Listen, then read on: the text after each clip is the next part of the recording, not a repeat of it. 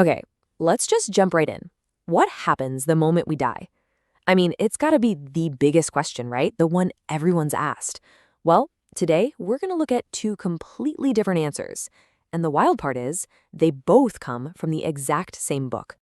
You know, for literally thousands of years, we've looked to philosophy, to religion for the answer. But here's a twist. What if Christianity, one of the biggest religions on the planet, doesn't actually have just one single answer? The truth is, there's this incredible debate going on inside the faith itself. And we're going to dive into two competing views on death, both pulling their proof from the Bible. All right, so let's start with view number one. This is the big one. It's what the vast majority of Christians believe. We're talking Catholics, Orthodox, and most Protestants. And it all centers on this idea of an immortal soul. So the key piece of evidence, the one you'll hear most often, comes straight from Jesus himself, speaking to the thief on the cross. Now look at that verse. The crucial word here is today. Think about that. He doesn't say someday or in the future. He says today. For a lot of people, that's it. That's the proof right there for an immediate afterlife. Okay, so what does this all mean? Well, the idea is this. Your body dies, sure.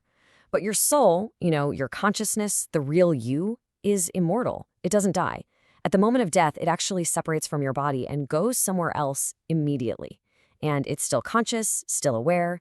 It's either in a good place like paradise or not so good. And all this is happening while the physical body is just, waiting for that final resurrection way down the road. But that's not the only view out there. There's a completely different take on this, held mainly by Seventh-day Adventists. It's a concept called soul sleep, and it flips the whole thing on its head because it starts with a totally different idea of what a person even is. For this perspective, a key text is found way back in the Old Testament, in Ecclesiastes, and the wording is, well, it's pretty blunt. The dead know nothing. People who hold this view say, look, that's not a metaphor. They see it as a literal, straightforward description of death. Your consciousness just stops. So the logic behind soul sleep goes like this. You don't have a soul that can pop out of your body. You are a soul, a complete single unit. So when you die, the entire person dies. Body, mind, consciousness, the whole package.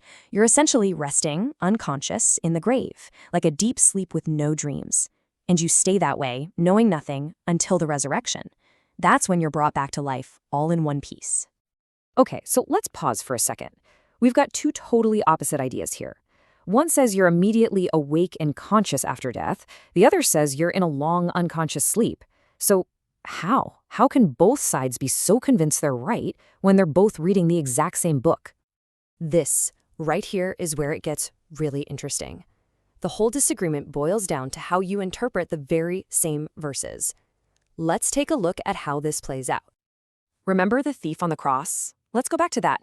It's kind of wild, but the entire meaning of this famous verse can change based on where you imagine a comma goes. Is Jesus saying, I promise you, today you will be with me in paradise? Or is he saying, I'm making you this promise today, and that promise is that you'll be with me in paradise eventually? See the difference? One means right now, the other means sometime later. Or how about this one? When Jesus' friend Lazarus died, Jesus said he had fallen asleep. So was that just a nice, gentle metaphor? The body looks like it's sleeping, but the real person is awake somewhere else? That's one view. The other view says no, Jesus meant it literally. Lazarus was completely unconscious, and his disciples got so confused that Jesus had to spell it out for them that sleep actually meant death. Then there's the Apostle Paul. He wrote that he'd rather be away from the body and at home with the Lord. Now, if you believe in the immortal soul, that sounds like a slam dunk, right? It sounds like he's talking about an immediate, conscious state after death. But from the soul sleep perspective, they'd say Paul is just comparing his current, temporary, earthly tent of a body with the amazing, permanent body he's looking forward to at the resurrection. So you might be thinking this is all just arguing about commas and metaphors, but actually, all this back and forth over specific verses, it's really just a symptom. The real disagreement is much, much deeper than that. It goes way beyond the text. Because the real conflict, it's not even about the verses themselves. It's about the ideas you bring with you before you even open the book. It all comes down to your philosophical starting point. So the mainstream Christian view? It's built on an idea called dualism. It's an ancient concept with roots in Greek philosophy, and it's pretty simple.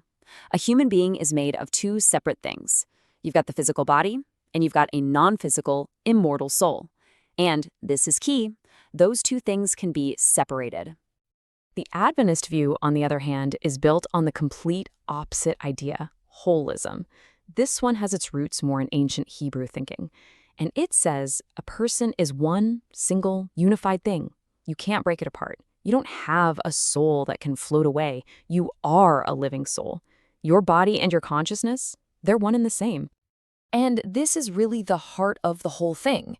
If you start with dualism, the idea that you're a body plus a soul, then of course it makes sense that the soul can leave and be conscious. But if you start with holism, the idea that you're one indivisible being, then the only thing that makes sense is that the whole person rests unconsciously. The answer you get depends entirely on the glasses you're wearing when you read the text. Okay, so we've been talking all about this huge disagreement. What happens right after you die? But here's the twist. You might be surprised to find out that despite all of that, both views actually land in the exact same spot in the end. Because even though they argue about that in-between time, that period between when a person dies and the final resurrection, they are in 100% agreement on the ultimate Christian hope. And what is that hope? It's the resurrection. It's the promise of eternal life through Jesus Christ. So whether the soul is conscious or asleep during that waiting period, both sides are looking forward to the same thing, a new resurrected body and a conscious, forever life with God. That's the finish line for both. So at the end of the day, this huge, complex debate about heaven and paradise and soul sleep, it all boils down to one single fundamental question. What is a human being? Are we a body that's just a temporary vehicle for an immortal soul, or are we one complete, unified whole? Because how you answer that, well, that changes everything.